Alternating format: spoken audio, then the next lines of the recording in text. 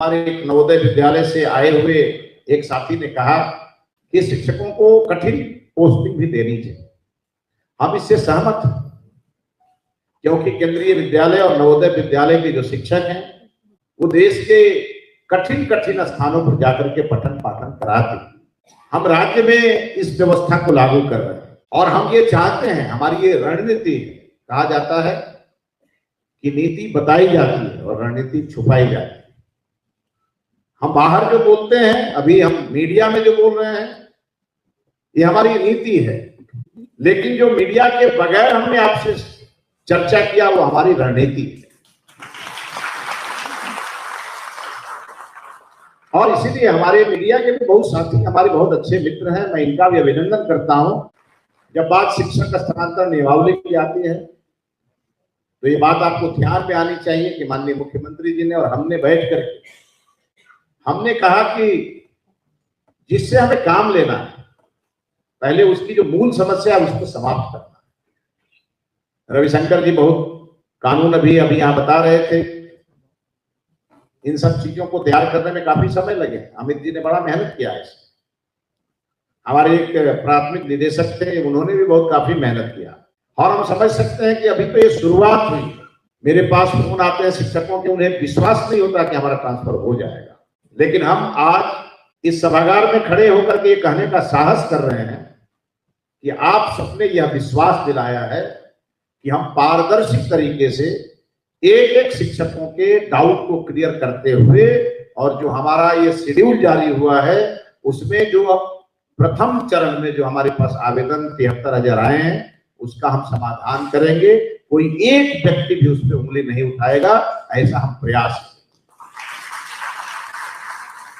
हम आपसे बताना चाहते हैं कि ट्रांसफर पोस्टिंग हो जाने देंगे और थोड़ा मौसम ठीक हो जाए तो जो आपको आनंद वाल्मीकि नगर गया में नहीं आएगा, वो आनंद आपके प्रभार वाले जिले में गांव में जाकर के जनता के बीच बैठ के संवाद करने जाएगा कि हमारे विद्यालय के कौन से शिक्षक अच्छा कर रहे हैं, कौन से शिक्षक अभी ठीक काम नहीं कर रहे हैं, और हमारे विद्यालय में पढ़ने वाले छात्र, उनके अभिभावक अपने छात्रों के साथ कितना समय दे रहे हैं। इन सब चीजों पर हम एक सप्ताह का एक बड़ा ड्राइव लाने वाले शिक्षकों से और शिक्षा विभाग के अधिकारियों से कहेंगे कि आपको शिक्षक फ्रेंडली बनना पड़ेगा, टीचर फ्रेंडली बनना पड़ेगा। वो भी हमारे अंग हैं, हमारे जैसे हैं, हमारे परिवार के एक सदस्य हैं। लागू वही करना है जो हमारा एसओपी बताता है। हमारे पास बहुत सारे आते हैं ट्रांसफर के लिए, हम कहते हैं कि भाई पोर्टल भगवान की पूजा करिए, ट्रांसफर आपका हो जाएगा। ये हमारा ई शिक्षा पोर्टल है, लोगों को विश्वास हो रहा है और मैं आपको साफ बता रहा हूं, मैं एक भी पैरवी नहीं करूंगा। बिहार में शिक्षकों के ट्रांसफर के लिए जो नियमावली बनी है उसी के आधार पर होगी। और जब हमारे ट्रांसफर हो जाएंगे पूरी तरह से 31 अक्टूबर तक, फिर उसकी समीक्षा करें। फिर कुछ करने की जरूरत होगी तो फिर करेंगे। हमारे पास समस्या है, कई जो हमारे सीमावर्ती जिले हैं वहां उत्तर प्रदेश के शिक्षकों ने आकर के डेरा जमाया हुआ है, लेकिन हम उत्तर प्रदेश के शिक्षक भी हमारे लिए काम कर रहे हैं। हमारे वो अब रेगुलर शिक्षक हैं, हम उन्हें इस दृष्टि से ना देखें।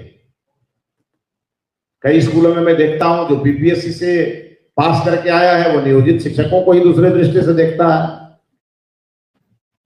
कई जिलों में मैं देखता हूं प्रिंसिपल और टीचर में ही राय नहीं रहता। इन सबको ठीक करने की जिम्मेवारी आप सबकी है। आप जब जाइए अपने पॉकेट में मधु का एक बोतल लेके जरूर जाइए और दोनों को कहिए भाई एक एक चम्मच मधु खाओ और आपस में दोस्ती करो।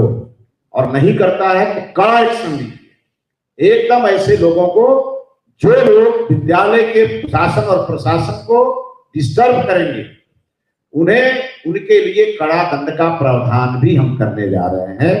इन ऐसे लोगों को कोई बख्शेंगे भी नहीं। इसीलिए इस चिंतन में बहुत सारी चीजें हमें मिली है।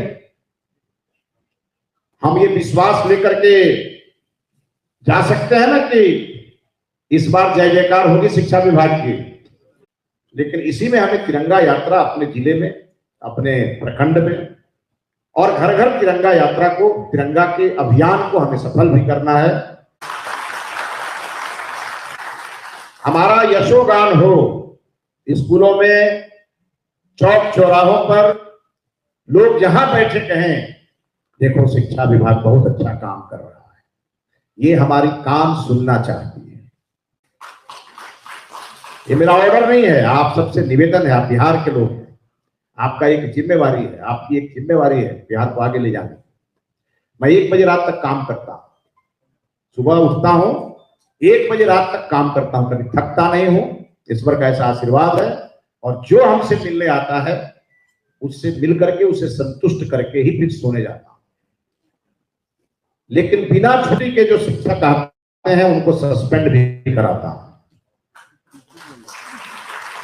और उसी तरह बिना छुट्टी के कोई अधिकारी भी आएंगे, वो भी उस लपेटे में आएंगे। और मुझे लगता है मंत्री से मिलने की जरूरत आपको पड़ेगी भी नहीं। और मैं जब जिले में आऊंगा तो जिलों में आऊंगा तो आपसे मिलूंगा ही, और मैं दिन रात घूमने वाला व्यक्ति। आज मेरे पास 13 जिलों के जो स्थापना डीपीओ है उनकी शिकायत आई है। मैं नाम नहीं लूंगा, यहाँ मीडिया के लोग खड़े हैं। 13 जिलों के स्थापना डीपीओ की पेंडेंसी की शिकायत मेरे पास आई है। मेरा आग्रह होगा, झंडा फहराने से पहले ये सारे पेंडेंसी आपके द्वारा खत्म होने चाहिए। क्या भाई, क्या हुआ, ताली नहीं बजी आपकी?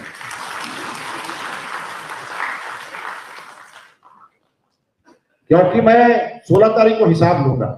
हमारे मंत्री बनने के बाद कुछ लोगों की बदमाशियों के कारण मामला कोर्ट तक गया है, और हम जब काम करेंगे तो कुछ चीजें न्यायालय में जाएगी ही जाएगी, हमारा ऐसा मानना है।